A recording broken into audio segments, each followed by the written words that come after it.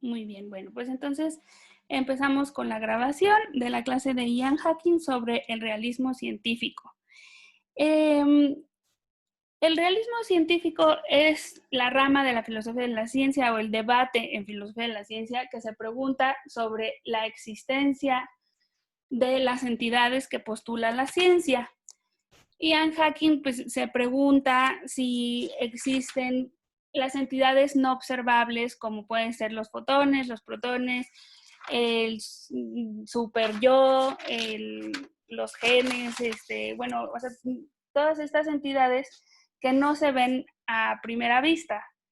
Y otra manera como de ingresar a este debate, pues es preguntarnos si los científicos inventan el mundo o lo descubren. O sea, hay un mundo ya hecho que los científicos van a descubrir o más bien se trata como de una construcción social y de una invención.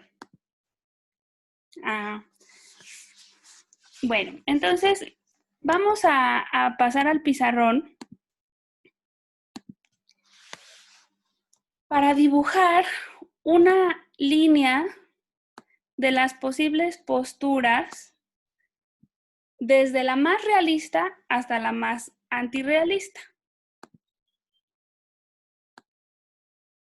Aquí y aquí. Entonces, del lado izquierdo voy a poner al realismo y del lado derecho al antirrealismo. ¿Todos me están escuchando bien? Sí. Sí, se oye perfecto. Sí, le estamos escuchando muy bien. Ah, qué bueno. Sí, maestra. Gracias. Sí, para que esta parte de la clase quede clara porque pues yo creo que es lo central, entender cuál es la postura de Ian Hacking y en dónde lo colocamos dentro del debate entre el realismo y el antirrealismo. Entonces, uno de los autores más realistas es Mario Bunge, quien sostiene que hay un mundo que existe independientemente de que nosotros podamos conocerlo o no. Incluso si desaparecieran todos los agentes que pueden conocer al mundo, el mundo existiría y seguiría allí, ¿sí? Hay un mundo independiente de los agentes que lo conocen, cognoscentes, ¿sí? Pongo a Mario Bunge en el extremo izquierdo de esta tabla porque es realista en todos los aspectos, es decir, respecto a las entidades que postula la ciencia, respecto a las relaciones que hay entre esas entidades y también respecto a las teorías. O sea, en este artículo que ustedes leyeron o capítulo del libro, Ian Hacking nos dice que hay al menos dos tipos de realismo, que es el que cree en las entidades y el que cree que las teorías son verdaderas. Y también nos explica que se puede defender solamente uno de esos dos o ambos. Entonces, Mario Bunge es un ejemplo de alguien que defiende ambos y además yo diría que en este extremo también están los científicos. Cuando están trabajando, ellos creen que existe el mundo y que pues están haciendo descripciones lo más verdaderas posibles sobre ese mundo que existe, ¿no? Entonces, el sentido común de los científicos corresponde con esta actitud realista. En el extremo opuesto, la postura más antirrealista, pero que nadie defiende, sería que nada existe, ni el mundo, ni el agente cognoscente. Eso sería así como el extremo. Un poquito antes de eso, tendríamos al solipsista. Déjame ponerlo por aquí. Solipsismo. El solipsismo dice que sí existe la persona y es lo único que existe. Vamos a dibujar aquí una personita.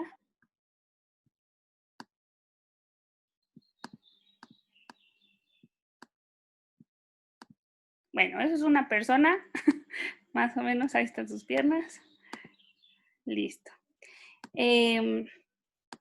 Entonces, el solipsista dice, existo yo, pero no sé si existen las demás personas y puede ser que yo esté soñando todo esto. Entonces, aquí cerquita vamos a poner a Berkeley, ¿verdad? ¿Ustedes ya leyeron a Berkeley?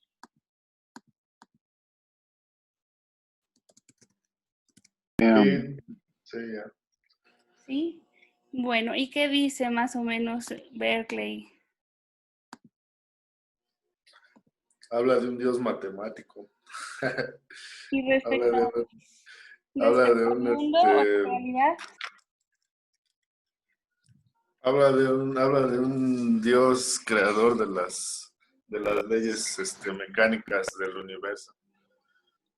De una mente, que controla el universo, pero también dice que todo eso en realidad pues, es el sueño de de un Dios, ¿no? Que todos nosotros incluso somos el sueño de un Dios. exacto. Entonces todo es un sueño. Y también podríamos poner aquí como estos argumentos que se ven en epistemología que hablan de una posible matrix, ¿no? Es decir, o sea, que hubiera como una máquina o un cerebro que estuviera maquinando todo y que nosotros percibiéramos a nuestro alrededor una realidad que está fabricada, ¿sí? Entonces aquí vamos a poner así como la matrix y todas estas posibilidades en las que los objetos que nos rodean no serían reales, sino serían una ilusión o una fabricación, ¿sí? Esto es justo como lo contrario al realismo. Pero en medio tenemos otras posturas que también ustedes han estudiado en la licenciatura de filosofía. Por ejemplo, aquí en medio, déjenme poner aquí una rayita. Aquí en medio tendríamos, por ejemplo, a Kant, que postula al noumeno, la cosa en sí, como una necesidad para completar su epistemología, pero nos dice que tenemos problemas, no problemas, limitaciones para acceder a ese nómeno, que solo lo podemos hacer a partir de nuestros conceptos y de nuestras categorías, ¿sí?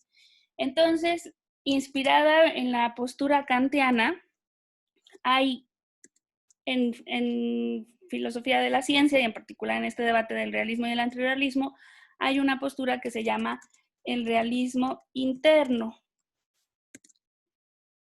cuyo autor más famoso, defensor más famoso, es Hilario Putnam. Se llama Hilary, pero es hombre, se llama Hilario Putnam. Y aquí también podemos poner al famoso Thomas Kuhn, que nos dice que los científicos van a percibir el mundo dependiendo del paradigma que ellos creen que es el verdadero. Si creen que la Tierra está fija o si creen que el Sol está fijo, van a percibir la naturaleza de cierta manera.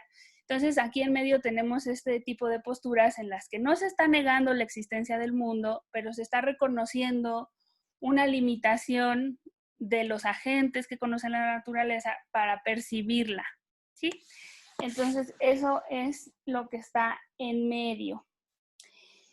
Y bueno, en esta línea, ¿ustedes dónde creen que podríamos colocar a Ian Hacking?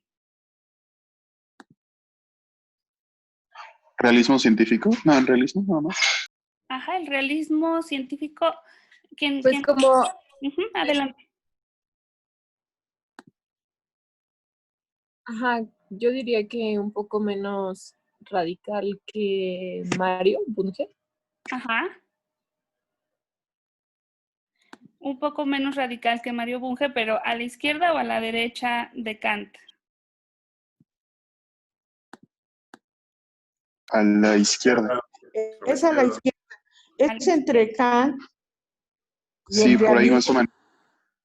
Muy bien. Bueno, de lo que escuché, todos estaban de acuerdo en que tiene que ser entre Kant y Bunge, tiene que ser aquí en medio. A ver si me deja dibujar. Ah, ya se espera. Quiero dibujar una línea aquí. No,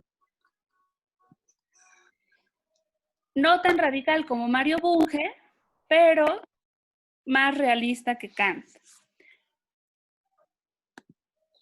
Entonces, vamos a poner aquí al realismo de entidades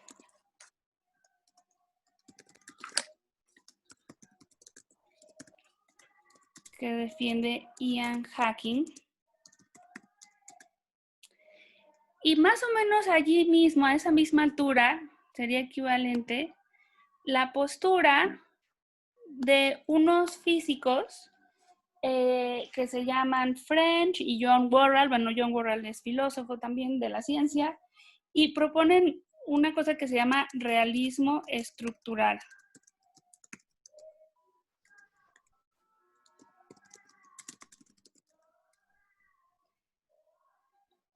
Estos señores dicen que lo que hemos capturado correctamente a lo largo de la historia de la ciencia son las relaciones entre las variables.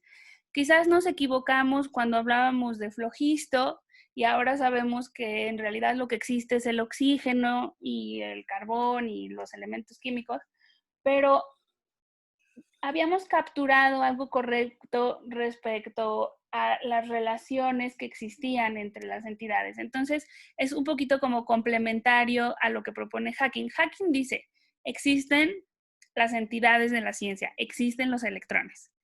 Y estos señores dicen, pues no sé si existen los electrones, pero existen las relaciones, las estructuras, son las que hemos capturado correctamente. Voy a cerrar el pizarrón para que hablemos un poco de la postura de... Espérame tantito, déjame tomarle foto. Deme un segundo, doctora, tantito, por favor. Sí, no se preocupen, adelante, les dejo el pizarrón en el tiempo que necesiten.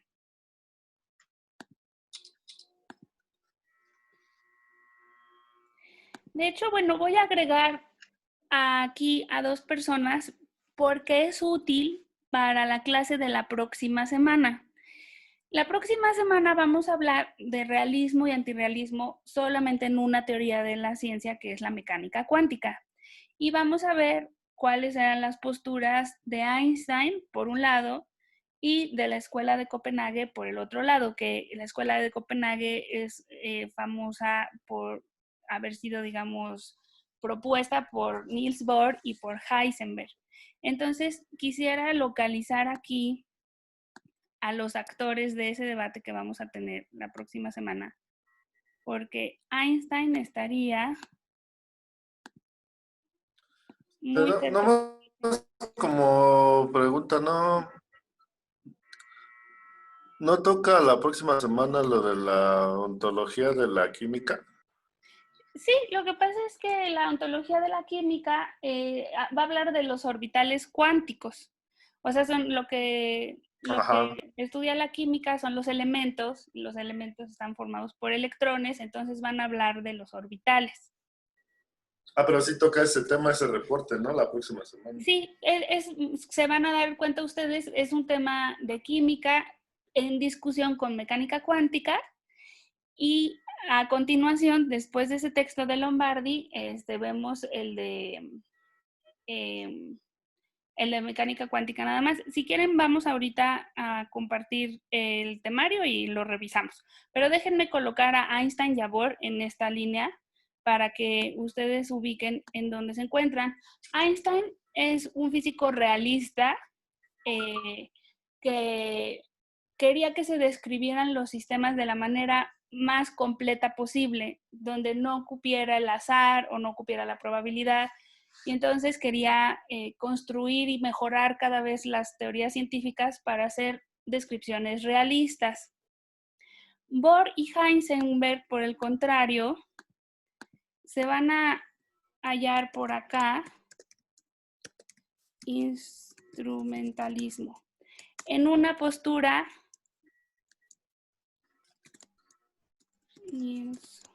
Bohr, Heisenberg, en una postura que quiere ser más escéptica respecto a los compromisos ontológicos. Dicen, no sabemos si existen los electrones, no sabemos si existen los orbitales nosotros lo que tenemos son instrumentos muy poderosos de predicción.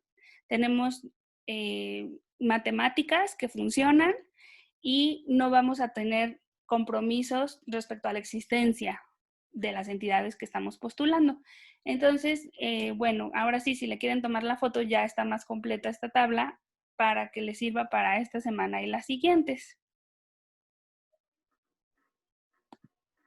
Y yo voy a poner aquí la página web mientras ustedes le toman foto al pizarrón.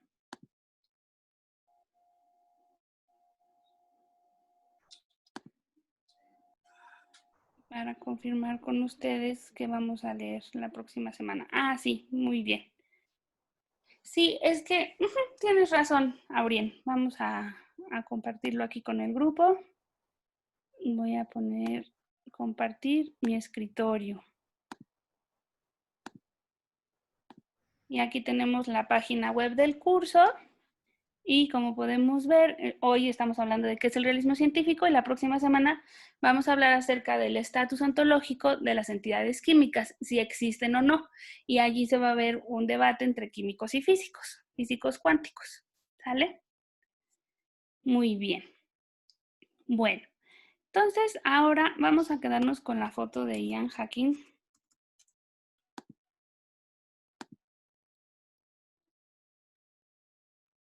Para hablar de su postura. ¿Cuál es el argumento de Ian Hacking? ¿Por qué se convenció él de que existían los electrones? Cuéntenos.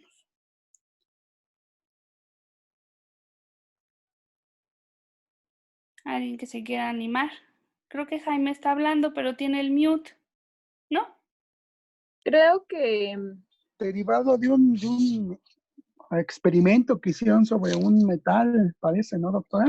Sí, sobre el experimento de Millikan. Ajá, correcto. Alguien iba a hablar también, no sé si era Brenda o alguien. Adelante, adelante. sí, soy yo.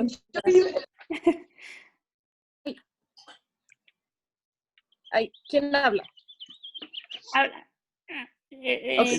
A ver, déjenme paso. Voy a tener que, es que quería buscar el video del experimento, pero vamos a verles sus rostros para que pueda darles la palabra.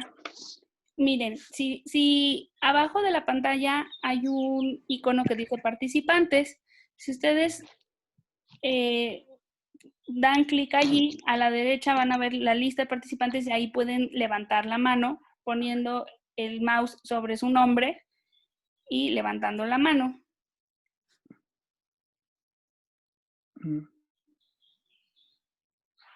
¿Ya lo vieron? Entonces, según yo, muy bien, ya ahí levantaron la mano Brenda y otra persona cuyo nombre no puedo leer porque son puros simbolitos. Entonces, primero vamos a dejar hablar a Brenda y después a otra persona.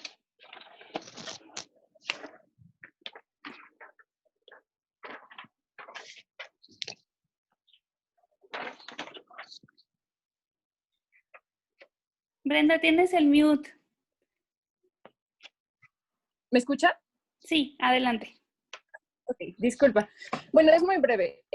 Según lo que entendí en el texto, Hacking se convence del realismo cuando en un experimento se hace el comentario de que van a rociar con electrones, me parece, o con positrones. Una bola de metal, de noivio, ¿no? Una bola, ajá, exacto. Y bueno, pues él dice que si se pueden rociar con ellos, pues evidentemente también él menciona algo que se me hace muy práctico y muy sencillo porque pues lo hace a través de un experimento realista, ¿no? Como él mismo menciona, es un experimento que le pasó a él en su práctica y que es muy, muy, muy sencillo de comprobar, pero también al mismo tiempo dice que así no funcionan las cosas, que él no puede decir que nada más porque se puede rociar algo con ellas, pues existen. Entonces, pues ahí como que es un poco ambiguo, no entendí muy bien cómo se logra terminar de convencer él mismo de su realismo, pero bueno, esa es mi participación. Gracias, Brenda. Vamos a escuchar a la otra persona que tiene la mano levantada. Adelante. Soy María Elena, doctora. Hola, María Elena. Adelante. Y es estrictamente lo mismo, que hay una frase que es muy clara, dice, hasta donde a mí me concierne, si se puede rociar algo con ellos, entonces son reales. Pero el sentido del experimento, por lo que quería un estatus final, esas partículas, precisamente porque registraban el rocío. Entonces, eso le permitía concluir que, porque hay una consecuencia que implica que les rociaron. Sí, Eso es lo que yo entendí de esa fracción. sí, es correcto. Déjenme regresar aquí a compartir el escritorio y a nombre de Hacking, sí, pues sí, como lo que estaban comentando María Elena y Brenda, él comenta que estaba hablando con un amigo físico y que al escuchar cómo hablaba se convenció de que estas entidades existen porque podemos interactuar con ellas. Esta es una ejemplificación de un argumento pragmatista que justo les decía al principio que él pertenece a la escuela de Stanford, en donde lo que importa es la acción, la interacción. El agente cognoscente está interactuando con la naturaleza, la está afectando, la está cambiando, la está pudiendo manipular. Entonces, para él eso basta para convencerse de que deben existir esas entidades. Probablemente luego las conozcamos mejor y refinemos nuestros conocimientos, pero está existiendo algo con lo que estamos interactuando. Y desde un punto de vista pragmatista, el hecho de que podamos tener una acción con esas entidades es suficientemente convincente para creer que existe. Entonces, ahora lo que vamos a hacer es dibujar en el pizarrón una tabla donde comparemos los realismos y los antirrealismos que Ian Hacking explica en el capítulo de su libro. Para ello voy a hacer una tabla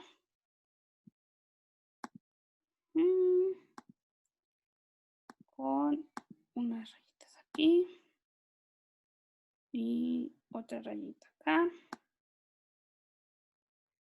¿Todos ven bien el pizarrón? Sí. Sí, se ve bien. Sí. Gracias. Sí, es que a veces las caras tapan el pizarrón, entonces por eso tengo que preguntar. Entonces, miren, del lado izquierdo voy a poner los realismos. Realismo de entidades que defiende Ian Hacking. Y el realismo de teorías que defendería, por ejemplo, Bertrand Russell, según nos cuentan aquí en este capítulo. Y del lado derecho voy a escribir las negaciones de estas posturas. Entonces aquí tendríamos como la negación de uno, que es el antirrealismo de un tipo, y aquí abajo vamos a tener la negación de dos, que también es un antirrealismo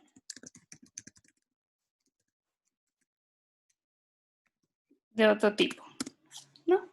Entonces, Hacking nos va a decir que él está convencido de que las entidades científicas, las entidades que postula la ciencia realmente existen.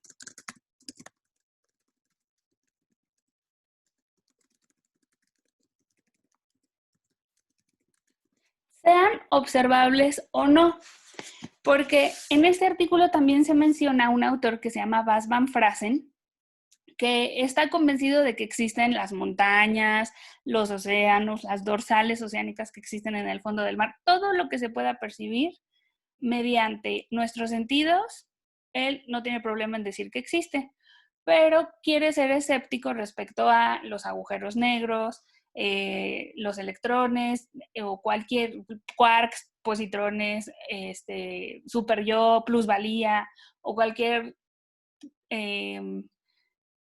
entidad abstracta que la ciencia haya postulado. Entonces, podemos tener, como Hawking nos explicó, diversas posturas respecto a estos realismos o antirrealismos, pero él definitivamente defiende el realismo tipo 1, en donde las entidades que postula la ciencia, cuando son teorías, por supuesto, ya comprobadas y maduras, sí existen, ¿no? Vamos a poner aquí en teorías maduras, o sea, tampoco es como la primera ocurrencia, sino las que ya van teniendo un soporte empírico. Y aquí es la postura de Ian Hawking. Y luego el realismo de las teorías nos dice que las teorías de la ciencia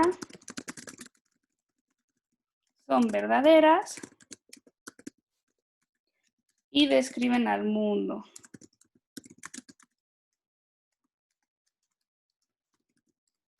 Ejemplos de este tipo de realista o de defensores de este realismo serían Bertrand Russell y Mary Hesse.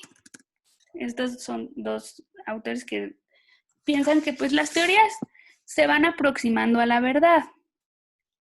Se tiene que reconocer en todos los casos que nos hemos equivocado. En la historia de la ciencia todos sabemos que a veces nos equivocamos y que antes se hablaban de miasmas y de fluvios y de cosas que contagiaban las enfermedades que eran como unas nubes porque todavía no se sabía que existían los microbios. Sí, nos hemos equivocado, pero cada vez, dicen los realistas del tipo 2, cada vez nos hemos ido acercando más a una verdadera descripción de la realidad. Ahora, si negamos estas posturas que tenemos en la negación del realismo de entidades, pues vamos a decir que las entidades son ficciones.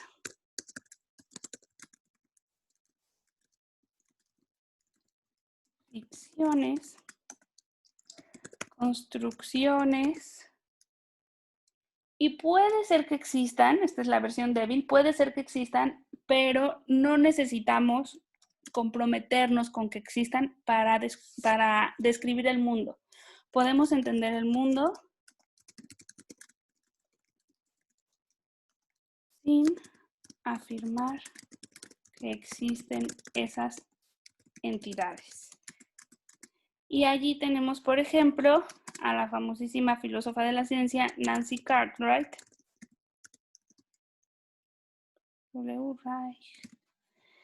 que vamos a estudiar con más calma al final del curso, porque justo le vamos a dedicar una clase, pero Ian Hawking la menciona aquí y además fueron marido y mujer. Ahora ya están separados, pero trabajaron durante muchos años juntos. Y Ian Hawking pues menciona aquí a su esposa y comenta cuál es la postura de Nancy Cartwright, que tiene un libro, Nancy Cartwright, de 1983, no, 93, permítanme, aquí lo reviso, que se llama How the Laws of Physics Lie, cómo nos mienten las leyes de la física. ¿Por qué nos mienten las leyes de la física? Pues muy fácil, porque tienen que hacer idealizaciones. Entonces, cuando nos dicen que los planetas describen elipses o que los balines caen por un plano inclinado, siempre suponen que no hay fricción. O, por ejemplo, en toda la teoría de la gravedad dicen, supongamos que la masa de todo un planeta está concentrada en su centro. Ah, bueno, pues mucho gusto. Eso no es cierto. Eso lo dicen los físicos para poder calcular las cosas, pero nos están mintiendo, dice Nancy Cartwright. Producen ficciones, producen representaciones que son mentiras, son falsas, son útiles, pero no están describiendo la realidad. ¿Ok? Entonces, esa sería la postura que negaría el primer tipo de realismo. Y ahora voy a pasar a la negación del realismo de abajo, que es negar que las teorías sean verdaderas. Es una postura escéptica en la que en vez de hablar de verdad,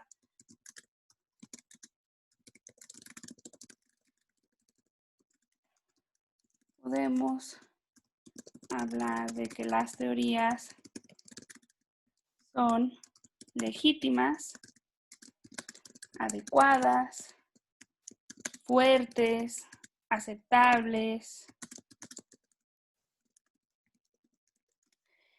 pero no necesitamos a la verdad. ¿Cuál es la insistencia de hablar de este valor tan enorme como la verdad? Pues seamos humildes como agentes cognoscentes y reconozcamos que pues tal vez no podemos entenderlo todo o tal vez no podemos llegar a la verdad. Tenemos limitaciones, ¿sí? Bueno, este es el esquema que para mí pues recoge como el centro del capítulo de Ian Hacking, siendo el cuadradito de arriba, de la izquierda arriba, pues el que lleva más tiempo del texto, porque allí él argumenta cómo se convenció de este realismo de entidades. Y también nos va a decir respecto a estas posturas que son actitudes, ¿no? No son así como una doctrina ni nada, es como un feeling, es como que uno decide, a ver, a mí me late que el mundo existe, a mí me late que somos unos agentes cognoscentes muy limitados y que pues tal vez no lo podemos conocer a ese mundo, ¿no? O sea, es como una actitud, nos dicen, no son doctrinas, son actitudes. Y yo quisiera preguntarles ahora, voy a pasar, no voy a borrar el pizarrón, voy a dejar de compartirlo, pero allí se queda. Voy a pasar a ver sus rostros otra vez para preguntarles ustedes como qué actitud tienen. O sea, ¿los convenció Ian Hacking o están más convencidos del escepticismo? O como que sí existen las cosas o como que quién sabe si existan. ¿Ustedes creen que existen los agujeros negros, los quarks? Luego salen unas noticias que ahí sí me da mucha tristeza no poderles enseñar mi video porque tengo una página de periódico que imprimí de internet en donde se anunciaba, por ejemplo, ha quedado demostrada la existencia del quark, ¿no? Y a cada ratito vemos, así, miren, esta semana salió una, ¿no? La NASA ha demostrado que existe un universo paralelo. Y dice, uno, no, bueno, pues si lo dijo la NASA, pues ha de ser verdad, ¿no? Pero ¿creemos realmente en la existencia de esas entidades que no vemos, que no forman parte de nuestra experiencia, que no manipulamos? A ver, no sé si alguien quiera participar. Jaime.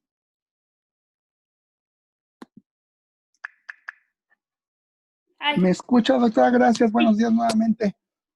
Oiga, entre los antecedentes que yo pude consultar, también es del autor Hacking, para mi comentario, se dedica mucho a la filosofía de la historia de los conceptos científicos.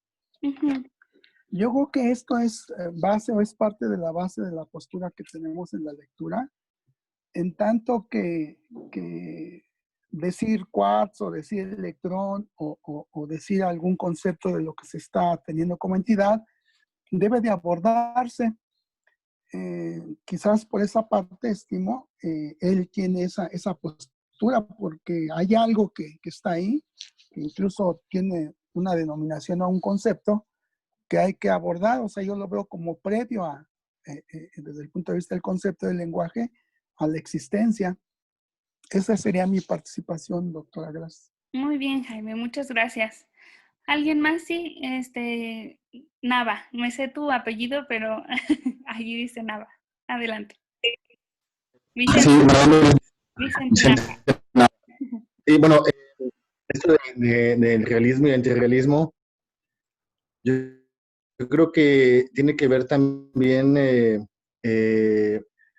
con conciencia de otros conocimientos. Por ejemplo, yo soy ingeniero electrónica, pero yo desde la secundaria recuerdo en mis clases de física de laboratorio cómo provocábamos fricción, por ejemplo, ¿no? La bola de Gauss, etcétera. Entonces, ya en la ingeniería que se usa la aplicación de ecuaciones, pues se logra, pues vaya, ¿no? por ejemplo, ¿no? La tecnología que estamos aplicando en este momento, pues hay electrones de por medio.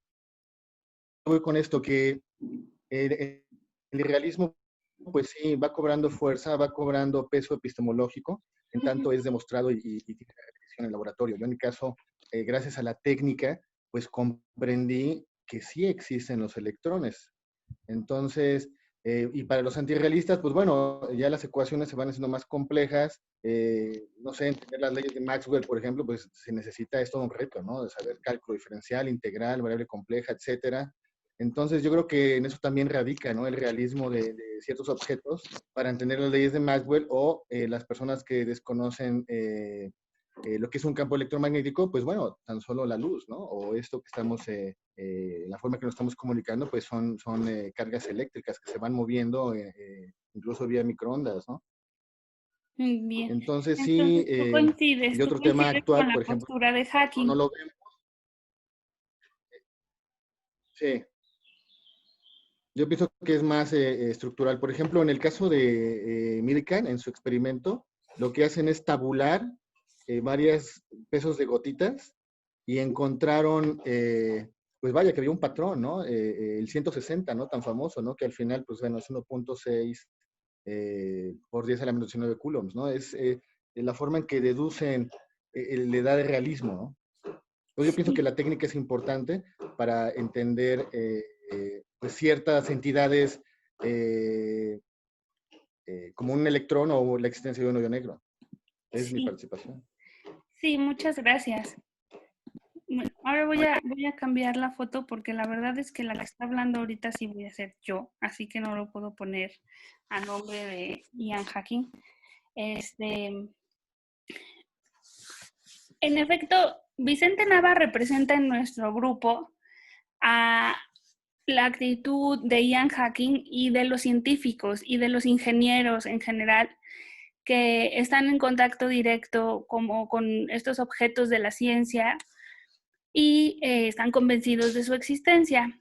Les quiero contar un poco de dónde viene también como el instrumentalismo en mecánica cuántica, es decir, esta postura en la que se empieza a dudar o a mejor dejar de lado la pregunta de si existen o no las entidades inobservables.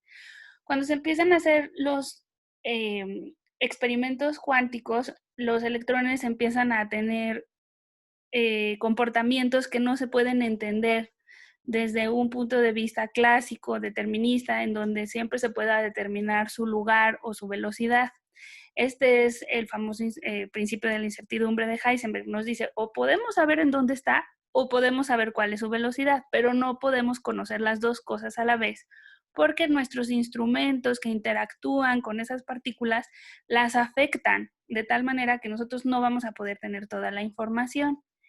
Y entonces empiezan a decirse cosas horribles, como que un objeto puede estar en dos lugares al mismo tiempo, o como si se pueden transportar instantáneamente.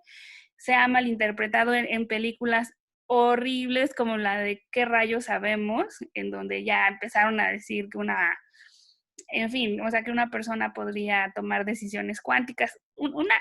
Como que se dio lugar a una serie de confusiones porque las características de estas partículas no eran iguales a las características clásicas que conocíamos.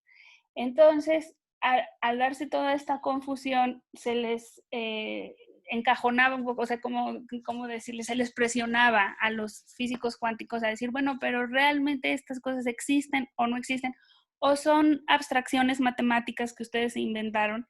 Y entonces ellos responden diciendo, ¿saben qué?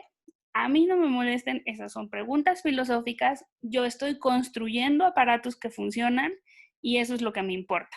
Tengo instrumentos, materiales, o sea, aparatos, tengo tecnología, puedo trasladar información de un continente a otro con nanotubos. Entonces, para mí lo que importa es que funcione. Y las preguntas ontológicas, sobre la existencia de las entidades, pues eso que lo hagan los filósofos.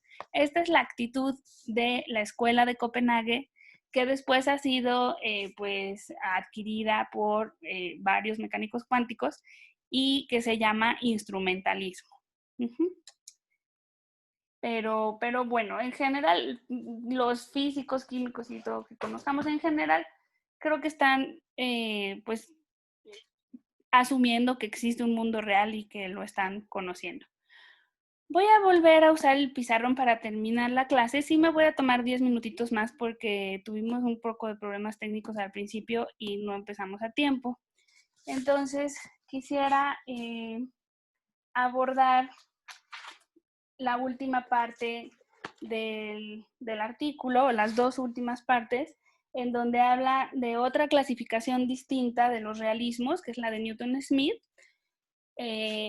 y que es independiente de esta clasificación. Digamos, esta que tenemos ahorita en el pizarrón es una, ¿no? Que es así como realismo de entidades, realismo de teorías y sus negaciones. Y luego introduce otra clasificación distinta y es un poco ruidoso cómo trata de conectarlas, ¿no? Pero yo al menos quisiera que nos quedara clara cada uno por separado.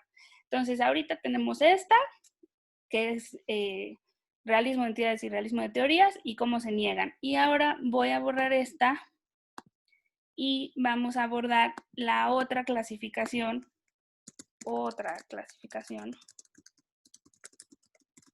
de realismos que en realidad lo que dice Newton Smith es que son como ingredientes, ¿no? Es de Newton Smith.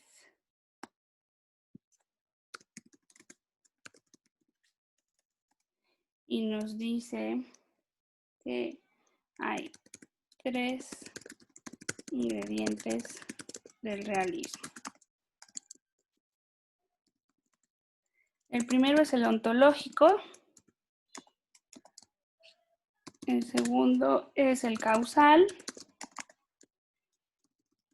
Y el tercero es el epistemológico.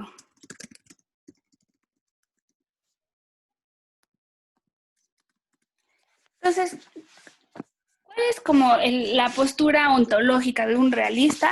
Pues es que hay un mundo con el cual podemos comparar nuestras teorías y esas teorías van a ser verdaderas o falsas en virtud a su relación con este mundo. Entonces lo voy a escribir así. Hay correspondencia entre teorías y mundo,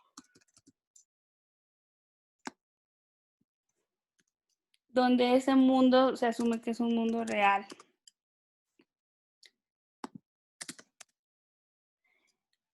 El ingrediente causal nos dice que cuando una teoría es verdadera, las entidades que postula esa teoría causan los fenómenos que nosotros observamos.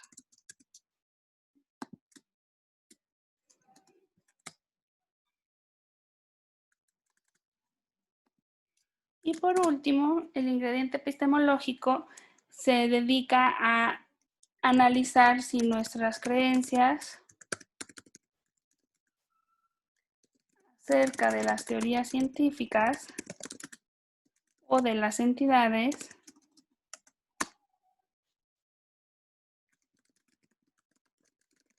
están bien justificadas. Fíjense por qué me parece importante decir que son dos clasificaciones y que son distintas y que hay que entenderlas por separado. Porque como yo lo entiendo, cada uno de estos ingredientes está mezclando cuestiones de teorías y cuestiones de entidades.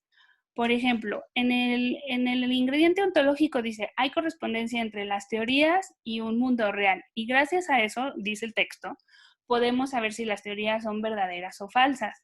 Entonces, allí se están haciendo afirmaciones ontológicas respecto a la existencia del mundo y por eso se llama ingrediente ontológico, pero también se está mencionando si las teorías son verdaderas o no. En el ingrediente causal, otra vez nos está diciendo si una teoría es verdadera, las entidades causan fenómenos. Y en el epistemológico se habla de nuestras creencias y así lo dice en el texto, sobre las teorías o sobre las entidades están bien justificadas. Entonces, esta nueva clasificación, desde mi punto de vista, en cada uno de los ingredientes mezcla teoría y entidades. Y por eso es un poco raro ya cuando Hacking nos dice, creo que mi postura es el 1 más el 3, ¿no? Y la de Van Frazen es el 2 y la de Nancy Cartwright es el 3. Esto no queda del todo claro porque, como él mismo anuncia, las posturas de Nancy Cartwright y de Bas Van Frazen se van a desarrollar en los capítulos ulteriores de su libro, que se llama Representar e Intervenir. Entonces, claro, ya para que esto nos quede muchísimo más claro, pues tendríamos que leer esos capítulos y seguramente Hacking introduce estos elementos aquí en su primer capítulo porque después los va a utilizar.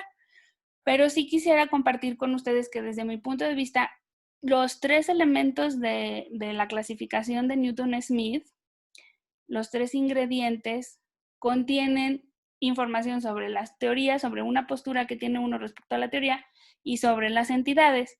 Entonces, yo la veo por separado. Esta es una clasificación y la otra clasificación es la de Hacking. Ahora, ya concentrándonos en esta clasificación, vamos a tratar de distinguir por lo menos lo ontológico y lo epistemológico. Lo ontológico tendría que ser independiente de los sujetos. No, o sea, está hablando de una cuestión objetiva y está diciendo que el mundo tiene realidad, que tiene existencia y que las teorías son correctas y ahí como que borramos al sujeto. En cambio, en el elemento epistemológico, todo está concentrado en el sujeto, en las creencias de un sujeto. Ese es el elemento epistemológico. Lo que conoce una persona y lo que cree acerca del mundo, ¿está justificado o no está justificado? Entonces aquí pues yo quisiera que diferenciáramos esas dos cosas. Lo epistemológico se enfoca en nuestras creencias, lo ontológico se enfoca en lo que existe sin importar que nosotros existamos o no. Y el causal es un elemento también bastante, pues que faltaría bastante literatura para poderlo comprender en su totalidad, pero está allí en parte porque es el que va a retomar Nancy Cartwright, la filósofa de la ciencia que vamos a leer al final del curso, y que tiene un argumento respecto a cómo se relacionan las entidades con nuestra percepción del mundo. Entonces, sin más, o sea, yo quisiera que ustedes me crean que lo vamos a conocer con más profundidad a final del semestre y que sepan que, bueno, pues que hay allí un elemento que retoma esta filósofa de la ciencia que se llama Nancy Cartwright, ¿sí? Entonces, ¿ya puedo quitar el pizarrón o le quieren tomar foto o ya le tomaron foto? Cuéntenme. Ya le tomé, muchas gracias. ¿Ya? Muy bien. Bueno. Ya, gracias. Ok, perfecto. Entonces ya vamos a volver aquí. Para terminar la clase, este sería pues mi resumen de los elementos más importantes del capítulo de Ian Hacking.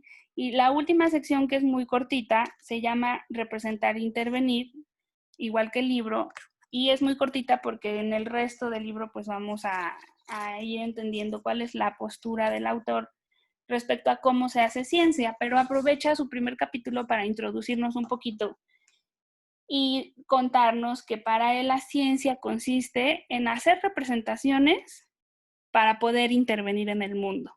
Hacemos modelos para poder actuar, para poder controlar, para poder entender cómo procurar nuestra salud o vivir mejor o comunicarnos, como decía Vicente Nava, ¿no? Entonces, representamos para intervenir, hacemos modelos para poder manipular el mundo que nos rodea y después necesitamos intervenir a la luz de esas representaciones y vamos mejorando nuestras representaciones. Entonces es un viaje como de ida y de vuelta en el que se van alimentando las intervenciones y las representaciones. Cuando pasamos de la representación a la intervención, dice Hacking, cuando rociamos las bolas de niobio con positrones para cargarlos positivamente o con electrones para cargarlos negativamente, lo que estamos haciendo es que estamos debilitando los argumentos antirrealistas. El árbitro final no será lo que pensemos, sino lo que hagamos. Allí es en donde quería terminar la clase, porque este esta frase es absolutamente pragmatista. El árbitro final es lo que hacemos. Para él, como criterio, es suficiente que haya una acción de interacción con las entidades. ¿Sí? Muy bien. Aurien, ¿querías hablar? ¿Yo puedo decir algo rápido, doctora? Sí, también si quieres primero Aurien, que ya tenía la mano levantada, y después Irving. Listo. Sí, es que ahí pues, él menciona las dos, pues las tres, los tres ingredientes de los que habla Smith, y él mismo dice que su postura sobre las entidades, su postura realista sobre las entidades es una mezcla de dos, que diga De 1 y 3, ¿no? de 1 y 3, sí, exactamente. No, de 2 y 3, de 2 y 3. De 2 y 3. Pero más adelante como que se contradice. Bueno, así lo entendí yo, a lo mejor lo entendí. O sea, más dice, lo dice muy claramente, mi postura es una combinación de 2 y 3, ¿no? Pero más adelante dice, pero no estoy, como que yo entendí que se contradice y no, en ese aspecto. Entonces yo quería aclarar bien esta duda mía porque para mí la combinación de 2 y 3 es que hay un elemento causal, ¿no? Que origina los fenómenos que vemos, que observamos. Y además lo que creemos, o sea, nuestras creencias justificadas, si se basan en ese elemento causal, o sea, ya se convierten en conocimiento, ¿no? Y yo así lo entendí, pero más adelante él dijo, no, pero en este otro aspecto como que también es una combinación de 1 y 3, entonces a mí sí me quedó la duda en ese sentido. Sí, miren, permítanme ir a la página donde lo dice, porque también Brenda está comentando que 1 y 3, y yo lo que me acuerdo es que dice que hay otro autor que 1 y 3, pero el 2 y 3, entonces, bueno, como está surgiendo la duda, pues la vamos a despejar. Aquí lo tengo, doctora. Ah, adelante, Brenda, si nos lo lees, por favor. Claro, dice, mi realismo acerca de las teorías es, pues, más o menos 1 y 3, pero mi realismo acerca de las entidades no es exactamente 2 y 3. Y continúa diciendo, el ingrediente causal de Newton-Smith dice que si la teoría es una teoría verdadera, entonces los términos teóricos denotan entidades que son causalmente responsables de lo que observamos. Sí, miren, les voy a escribir en el pizarrón la postura que se dice que tiene Ian Hacking en una biografía que él avaló, ¿sale? Para que veamos con toda claridad. ¿Puedo comentar algo? Sí, Aurien, sí, adelante. Es que es un poco, bueno, difiere un poco de lo que dice la compañera. Después de que desglosa los tres ingredientes de Smith, en el siguiente párrafo dice, a grandes rasgos, los ingredientes causales y epistemológicos de Newton-Smith corresponden a mi realismo acerca de las entidades, o sea, dice, los ingredientes causales y epistemológicos, o sea, es 2 y 3. No. Entonces, sí, o sea, porque el ingrediente causal es el 2 y luego el 3 es el ingrediente epistemológico. Y él dice, los ingredientes causales y epistemológicos de Newton-Smith corresponden a mi realismo acerca de las entidades. Ok, Carlos, ya vi que quieres hablar, nada más déjenme ir al pizarrón para aclarar este punto y ahorita te doy la palabra, Carlos. Miren, aquí la cuestión es la siguiente. En el ingrediente ontológico nos dice que hay correspondencia entre teorías y mundo real, y para completar aquí dice, y eso nos permite decidir si las teorías son verdaderas o falsas. Entonces, yo entiendo que Ian Hacking no, o sea, como que no quiere decir nada respecto a si las teorías son verdaderas o falsas, y por eso no está del todo de acuerdo con este ingrediente como lo formula Newton-Smith. pero sí está de acuerdo en una cosa, y es que existen entidades en el mundo real. Y entonces, en el elemento causal, sí nos dice, después de la coma, dice, las entidades son las que causan los fenómenos. Por eso, aquí yo pienso que se quiso comprometer con este elemento porque ahí habla de entidades. Ay, no me deja pintar una sola palabra, pero bueno, ustedes se dan cuenta, ya sé qué voy a hacer. Aquí voy a señalar por qué yo creo que Hacking se compromete con este elemento, porque dice que hay entidades y las entidades son las que hacen que observemos lo que observamos. Y después aquí en el epistemológico dice, nuestras creencias acerca de las teorías o de las entidades están justificadas. Entonces por eso es como medio el 3, porque en el 3 también están las teorías, ¿sí ven? Pero del 3 lo que él quiere es comprometerse con las entidades, y del 2 con las entidades, y del 1 con el mundo real, pero no con las teorías. Entonces ahora voy a poner aquí unos tachecitos en lo que yo creo que a Hacking no le late. Siempre que se hable de teorías, entonces ya no quiere. Estas. Por eso pienso yo que no es muy afortunado que mezcle las dos categorías, o sea, las dos caracterizaciones de los realismos, porque en estos elementos él medio está de acuerdo con unos y medio no está de acuerdo con otros. Entonces ahora sí, si quieren tomarle foto al pizarrón, lo voy a borrar para escribir el párrafo de la postura de Ian Hacking según una de sus biografías. Es muy buena pregunta, Brenda. Brenda está preguntando en el chat cómo se puede comprometer con las entidades y no con las teorías. Voy a escribir el párrafo porque justamente es sobre eso y le damos la palabra a Brenda. Déjenme borrar el pizarrón.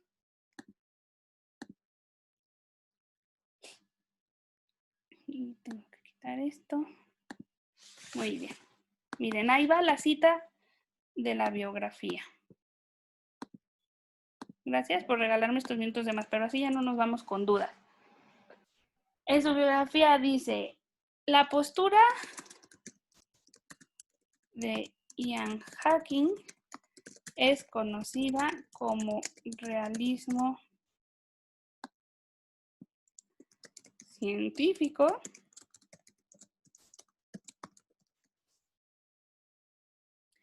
y este tipo de realismo encourages, o sea, soporta, apoya